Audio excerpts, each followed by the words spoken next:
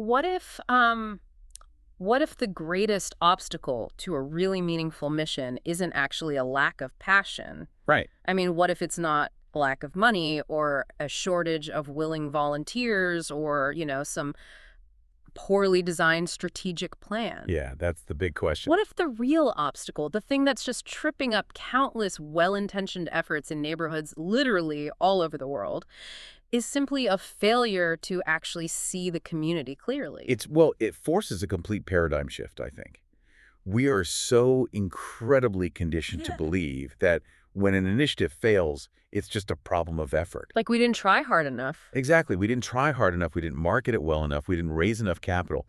But questioning our fundamental vision, like whether we're even looking at reality or just some projection of our own assumptions, that demands a level of humility that a lot of organizations find deeply uncomfortable. Especially religious or charitable ones. Oh, absolutely. It's incredibly threatening to look in the mirror and say, maybe we're just entirely missing the point. So for you listening right now, that uncomfortable but totally necessary shift is the actual mission of our deep dive today. We're unpacking this profound exploration of community, context, and ministry from our source material. It's such a rich text. It really is. And we're looking at a framework that dismantles this widespread idea that communities are just like blank canvases. Right, the blank canvas myth. Exactly. They are not empty spaces just waiting for a church or a nonprofit to show up and paint their brilliant vision onto them. I mean, they're complex living ecosystem. They really are. They're shaped by poverty, by the historical trauma of migration, by collective memory, and all these hidden social codes. Codes that you will completely miss if you don't know how to look for them. And the stakes here, I mean, they could not be higher. The core thesis we are diving into argues that understanding your context is not just some, secondary optional sociological tool. It's like something you just pull out if you have a little extra time on a Tuesday. Right, exactly. It is the spiritual discipline of mission itself. You can have an organization that is just buzzing with activity, right? Yeah. Filled with incredibly sincere people running programs every single night. Yeah. And yet it can remain utterly irrelevant and completely blind to the actual realities of the people living just a block away. Yeah. I mean, sincerity just does not guarantee relevance. It's painful to hear, but it's so true.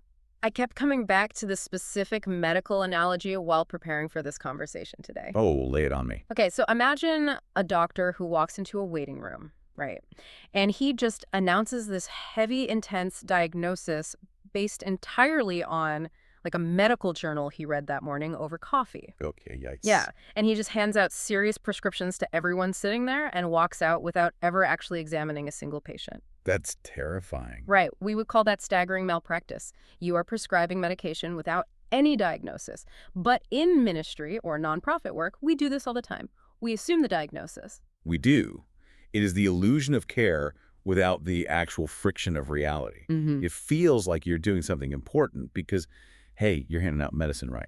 Look at all these prescriptions I wrote. Exactly. But you haven't even bothered to check if the person has a broken leg or, a heart condition. You're just tossing pills at them.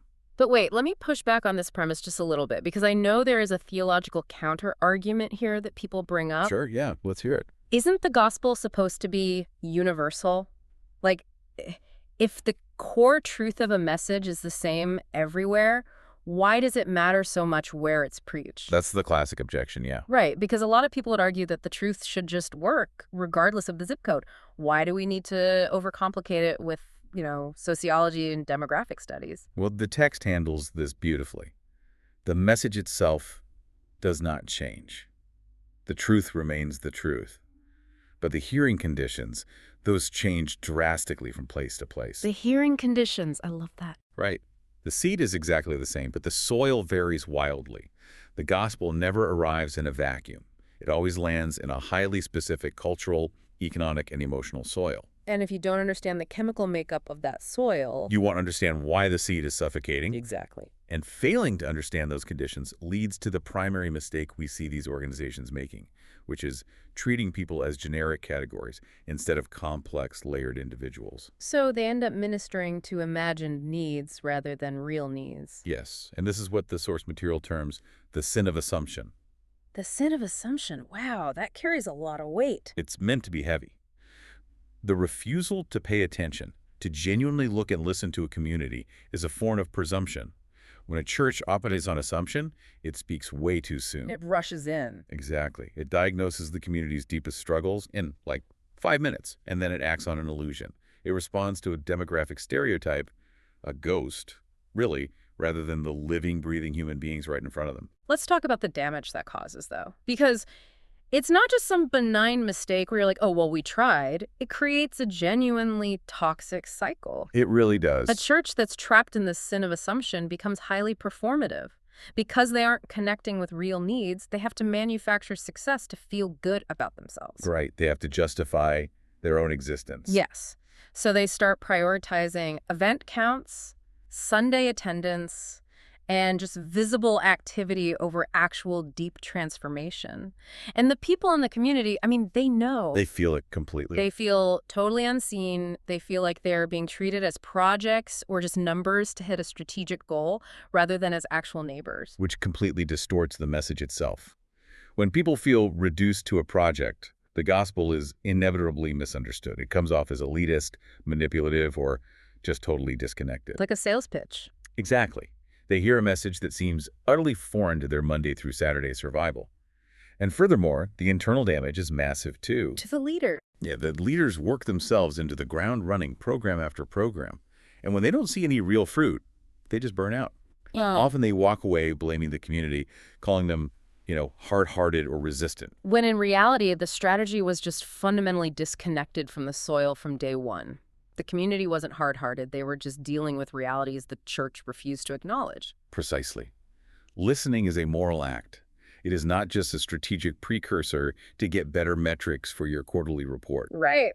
To ignore someone's reality, to bypass their lived experience just because it doesn't fit neatly into your program, is to diminish them. True love does not rush past the person in front of it. It stops. It pays holy, disciplined attention. I find that incredibly compelling. But I can also hear the pragmatic voice in my head asking a question here. Oh. Bring on the pragmatist. Well, isn't there a danger of swinging the pendulum way too far? Like if we spend all our time analyzing the soil, taking demographic surveys, and listening to everyone's trauma, don't we risk analysis paralysis? It's a fair point. Right. We could spend so much time becoming amateur sociologists that we never actually get around to doing anything useful. The goal is not to turn people into professional sociologists, right? Yeah. Or to replace faith with endless demographic studies. The objective is disciplined observation that actually sharpens faithful action. Okay. So observation as a tool, not the end goal. Exactly. Attention comes before action. Seeing comes before speaking. You don't analyze forever, but you absolutely must analyze before you intervene. You don't want to paralyze the doctor. You just want the doctor to take the patient's vitals before writing the prescription. That is a perfect way to put it. And that brings us to the theological foundation of this whole framework.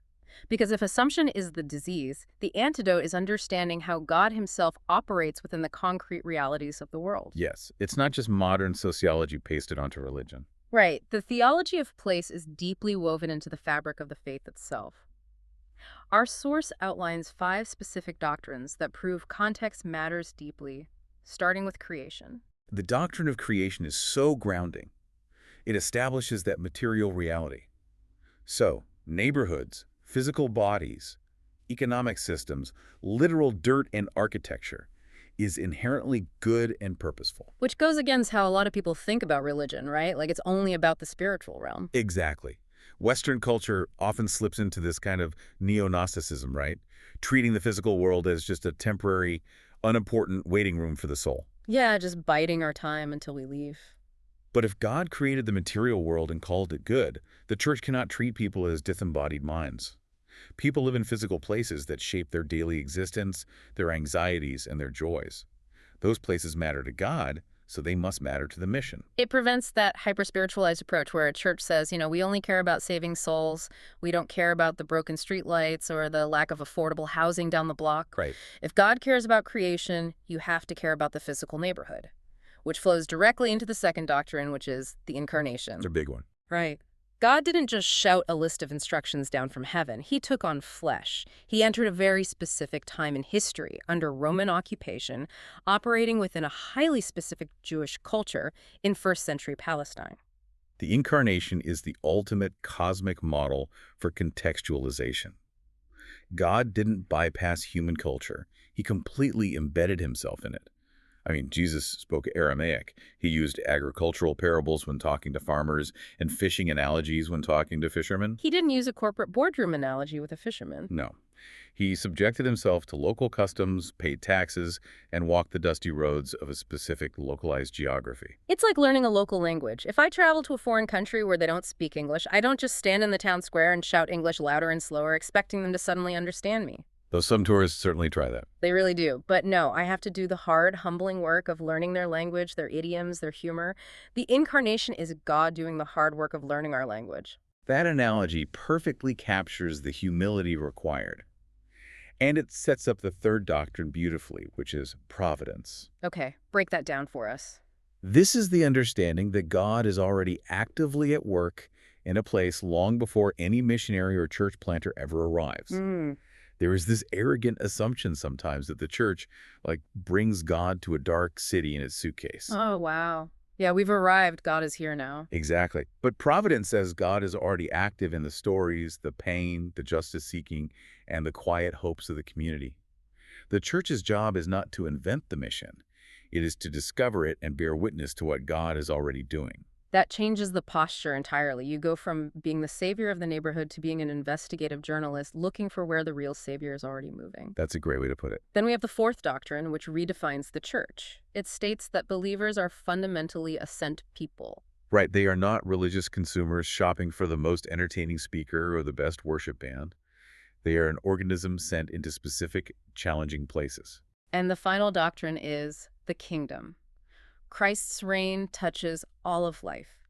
It isn't restricted to private, internal devotion or just what happens for 60 minutes on a Sunday morning. The kingdom touches economics, family structures, systemic justice, how we work, and how we treat the marginalized. So when you put all five of those together, creation, incarnation, providence, church, and kingdom, you see how Jesus actually lived this out. He constantly interpreted people in their highly specific contexts. He really did. Think about Zacchaeus up in the tree. Oh, yeah. Jesus doesn't just see a short guy or a generic, corrupt tax collector. He reads the context. He sees a man whose extreme social isolation and sudden curiosity make him uniquely ready for a public interruption. Right. He sees the whole picture. Or consider the Samaritan woman at the well. Jesus doesn't offer her a generic, pre-packaged sermon. He addresses her deeply embedded within layered social, religious, and moral realities. He crosses intense ethnic and gender lines just to speak with her. Exactly. He recognizes her genuine theological curiosity alongside her severe relational trauma. Or the bleeding woman in the crowd. He sees her desperation, her profound social exclusion due to purity laws, and her incredible courage to reach out anyway. He never flattened people into two-dimensional problems. He never flattened people. I love that phrasing. But flattening people is precisely what happens when a church's theology floats 10 feet above the actual concrete lives of its congregation. And let's ground this in a really painful, highly practical case study from the text of what happens when a church fails to read the context. Yes, the tragedy of misdiagnosis. Right. Specifically, this scenario with the disappearing youth group. This case study is incredibly sobering, mostly because it happens everywhere. So imagine a church that notices its young people are slowly disappearing. Right. They aren't showing up to midweek gatherings, Sunday school attendance is dropping, and the youth group is shrinking, so the leadership sits down and makes an immediate assumption. They diagnose the problem, but without looking at the patients. Exactly. They diagnose the problem as fundamentally spiritual. They conclude the youth are dealing with spiritual laziness, apathy, secular distraction, and a lack of commitment to discipleship. And because they diagnose the problem as apathy, their remedy is completely predictable. They apply more pressure. Yep. They schedule more mandatory meetings. The youth pastor preaches harsher sermons, exhorting the teens to be more committed. They implement stricter accountability groups. They turn up the heat, assuming that pressure cures apathy. But then, someone actually takes the time to observe. Someone sets aside the assumptions, goes into the community, and asks actual questions. And they uncover the real diagnosis. Which is... These young people are not apathetic. They're utterly bone-deep exhausted. Oh, man. Yeah. They discover these kids are going home after school and immediately taking over care for younger siblings because their parents are working double shifts or night shifts just to avoid eviction. Or they are dealing with intense, volatile family conflict. Or these are high schoolers working 25 hours a week at a fast food job to help keep the family afloat financially. Mm. They aren't skipping youth group because they hate God. They are skipping youth group because they are physically collapsing. That is just, it's heartbreaking. And the theological failure of the original diagnosis is staggering, isn't it? It is. When the church leadership treated the heavy survival-level burdens of these kids as if it were spiritual rebellion, they turned the church into an agent of accusation rather than a place of refuge. The one place that is supposed to be a sanctuary becomes just another institution demanding performance from an exhausted kid. Exactly. It acts in direct contradiction to Jesus' explicit words that his yoke is easy and his burden is light. Jesus doesn't demand that the exhausted prove their commitment through attendance metrics before they can receive mercy. Right. He cares what we cannot. A church that misdiagnoses systemic exhaustion as personal rebellion is actively working against the nature of Christ. So, how does a church pivot when they have that horrifying oh no moment? When they suddenly realize they have been completely misdiagnosing their own community and effectively punishing people for their pain? The shift must be from a program-centered model to a person-centered model. Discipleship is not merely data transfer. It is not just getting people into a room to hear a theological lecture. It is relational formation. Okay, so what does that look like practically for those exhausted kids? If the youth are exhausted and hungry, the pivot is simple.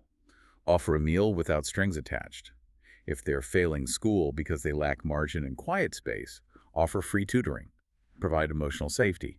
Be a consistent, non-anxious presence in their lives. Trust precedes transformation. You cannot expect a teenager, or anyone really, to allow you to speak into their spiritual life if they don't trust that you actually see their daily struggle for survival. Absolutely. And to build that trust, to avoid these tragic accusatory misdiagnoses, a church has to learn how to read the hidden structure of the city or the region they inhabit. Let's unpack this concept of the hidden structure, because the visual here is really vital. I liken a city to an iceberg. Oh, that's a good one. Yeah, so the 10% that is above the water, the surface, that's what you see when you just drive through town. It's the new artisanal coffee shops, the busy traffic, the newly painted apartment buildings, the parks. Right, the stuff the tourism board wants you to see. Exactly. But the 90% below the surface, the actual soul of the city, that is made up of rent spikes, commuter exhaustion, fragmented families, unhealed generational trauma, and massive economic anxiety. Demographics are not just abstract data points on a spreadsheet to help you, target Facebook ads. They are vital clues to the hidden structure. They tell you who is missing from the public square, who is under invisible pressure, and how that pressure is actively shaping their cognitive and emotional lives. And the two major forces that make up this hidden structure, which our text points out are often completely misread, are poverty and migration. Let's dive deep into poverty first, because this fundamentally shifted how I view economic struggle. Poverty isn't just a lack of money in a bank account. Poverty acts as a condition of attention. This connects so deeply to behavioral economics and psychology. Material scarcity shapes emotional and cognitive bandwidth.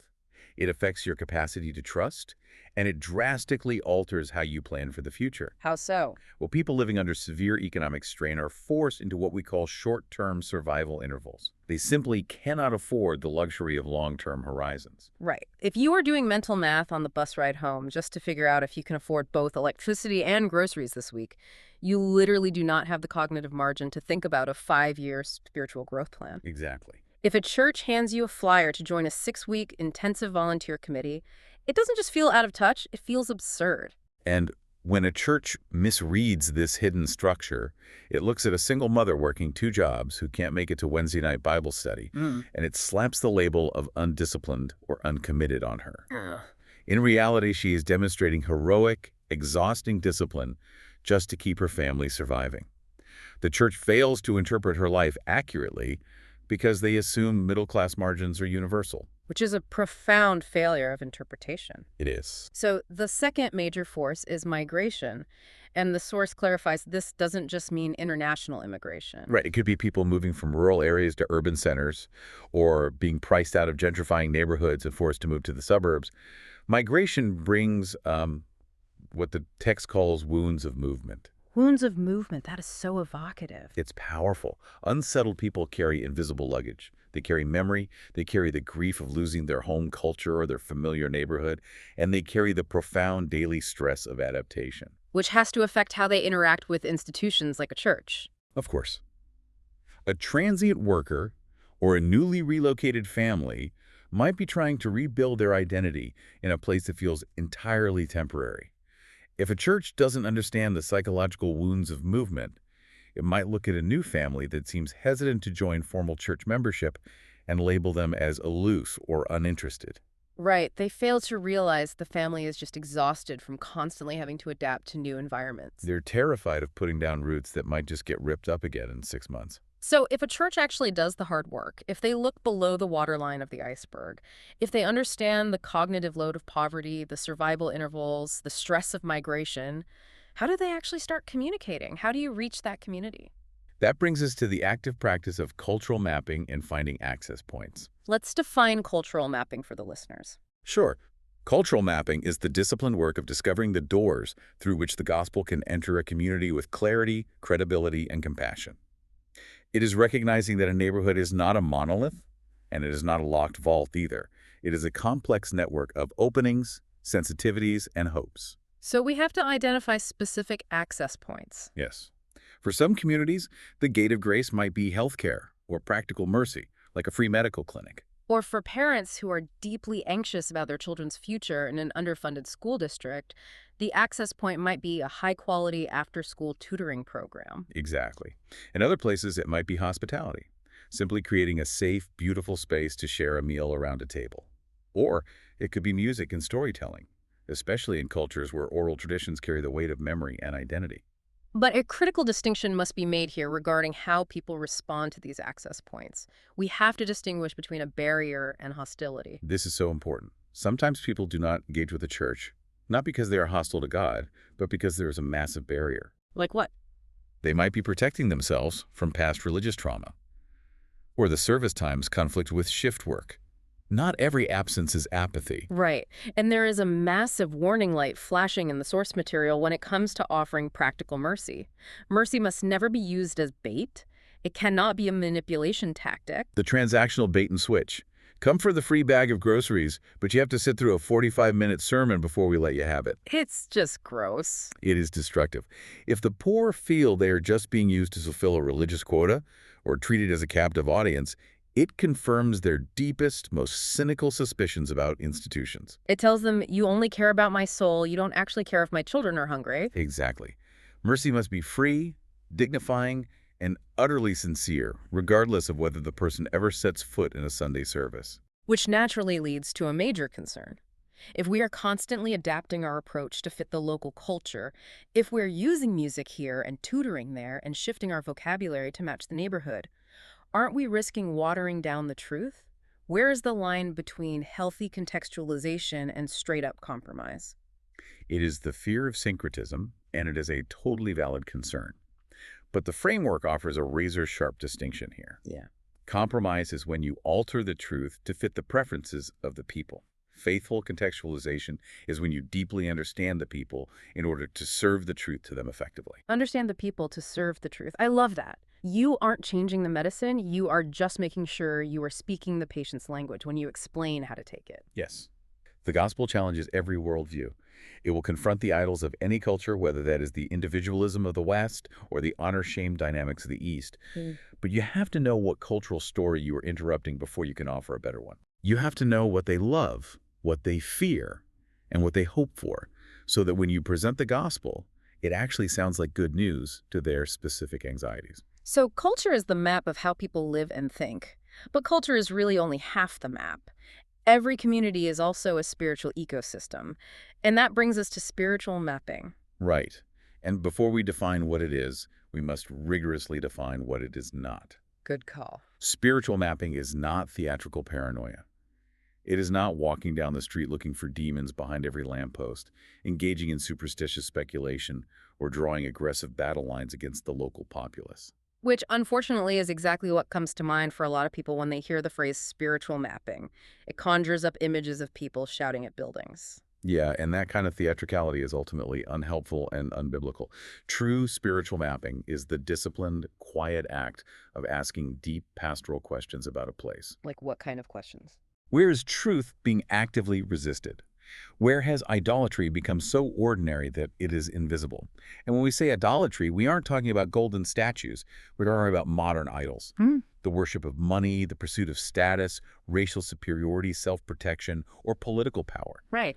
Where are those things running the neighborhood? Where is fear deeply entrenched?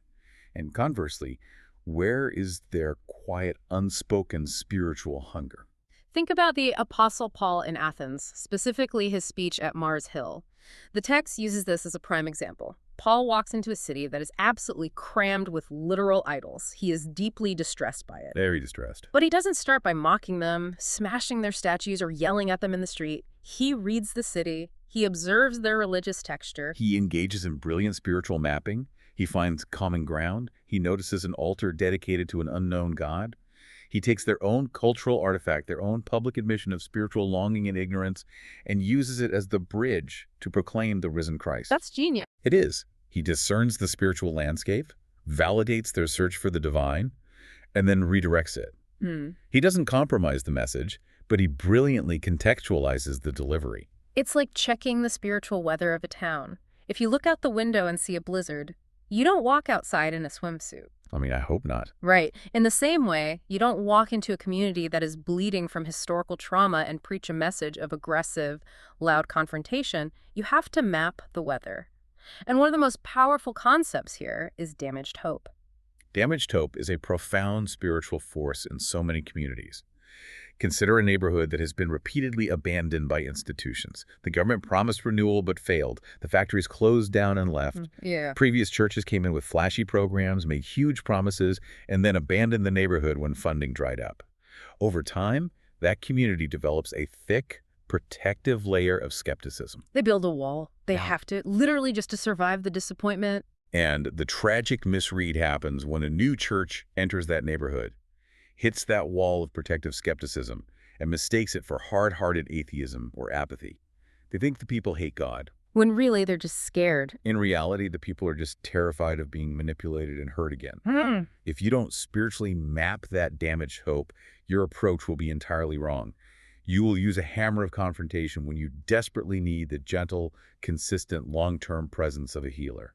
So if a church fails to do this, if they ignore cultural mapping, if they ignore spiritual mapping, if they refuse to understand damaged hope or the cognitive load of poverty, what usually happens, what is the default setting they revert to? They fall into the trap of the imported franchise ministry model. A franchise model. Yes, and it is the default setting for much of modern ministry because it requires the least amount of local friction.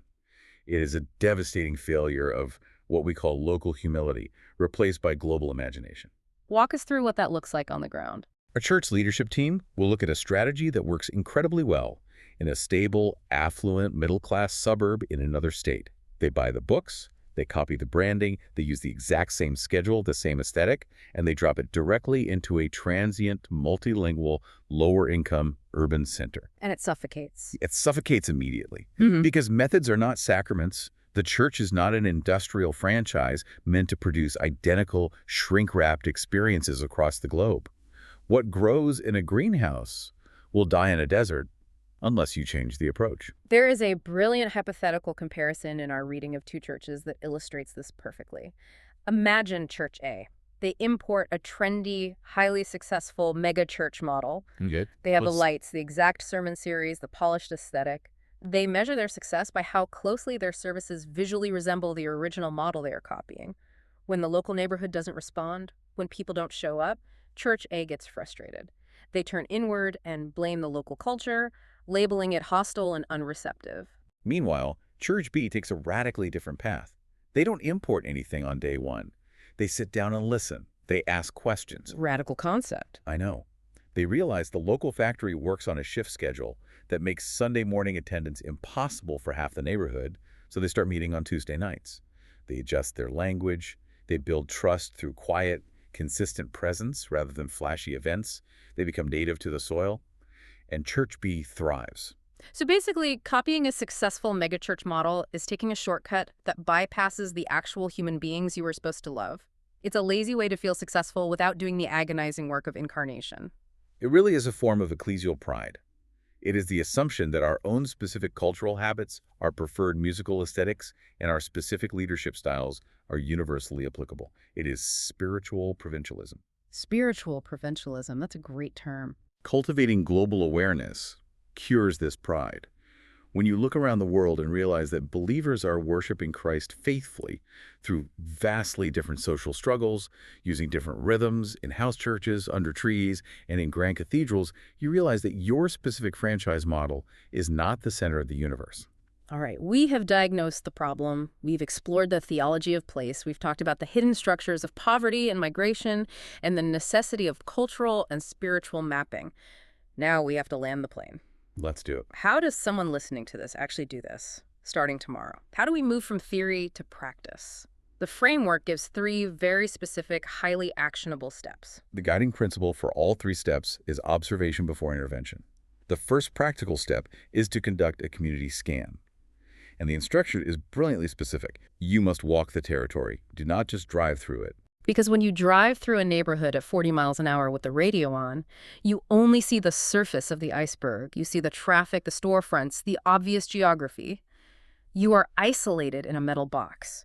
Walking forces you into the rhythm of the neighborhood. It slows you down to the speed of a human being. When you walk, you start to notice the granular details. Who is present on the streets during the day? Who is absent? Where do the children play? Or, more importantly, are there no safe places for them to play? Right. Are the parks well-maintained or abandoned? Where does safety feel fragile? Are there broken windows or are there community gardens? You have to let the physical reality of the place speak to you. The second step is to interview 5 local stakeholders, and I love the direction here. Do not just talk to other church people or religious leaders. You need to talk to the people who interact with the community's pain and hope every single day. Yes, the gatekeepers. Talk to the local public school teachers, the healthcare workers, the police officers, the civic leaders, the owners of the corner bodega, or the local bartender. Those individuals see the daily realities that church leaders, who are often insulated inside their own buildings and echo chambers, completely miss.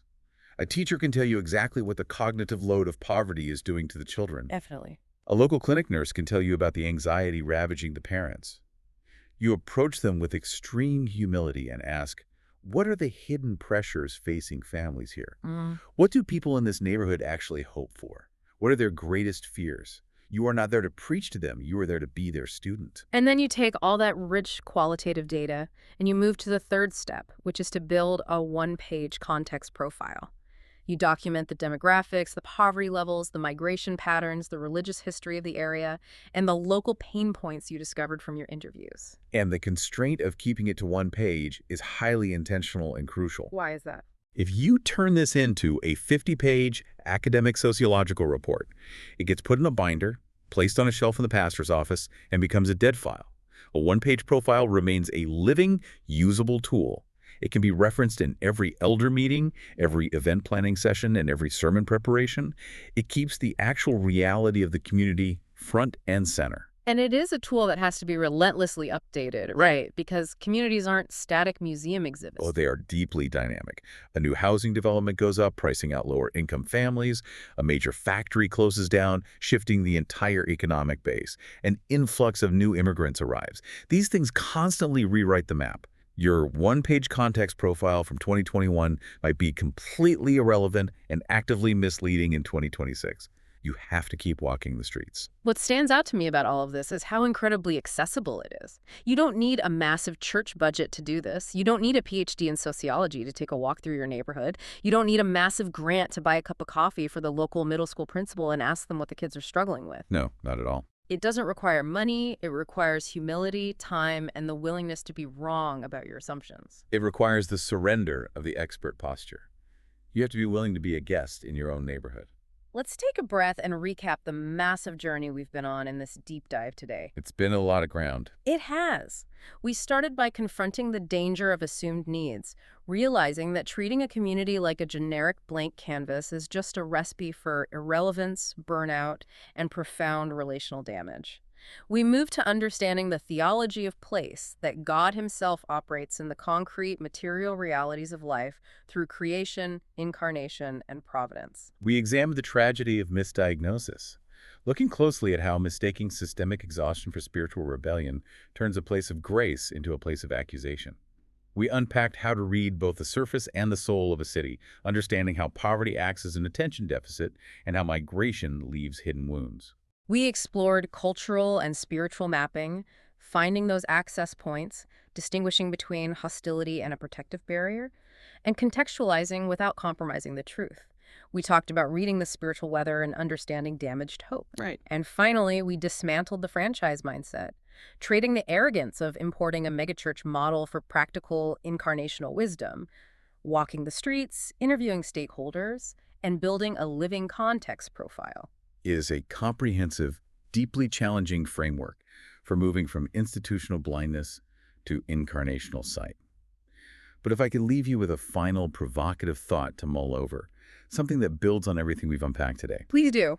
When you truly take the time to do this, when you observe, when you map the pain and the hope, when you sit across from the teacher and the bodega owner and deeply understand the hidden structures of your community, you might discover something unexpected. You might realize that the ultimate goal isn't just about figuring out how your church or your organization can change the neighborhood.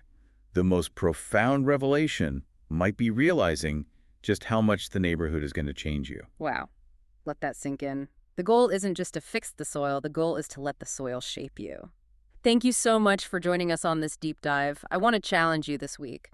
Take a walk through your own neighborhood. Leave your car in the driveway. Walk the streets with open eyes and closed assumptions. Pay attention to the hidden structure. Ask a question. You might be completely surprised by what you see.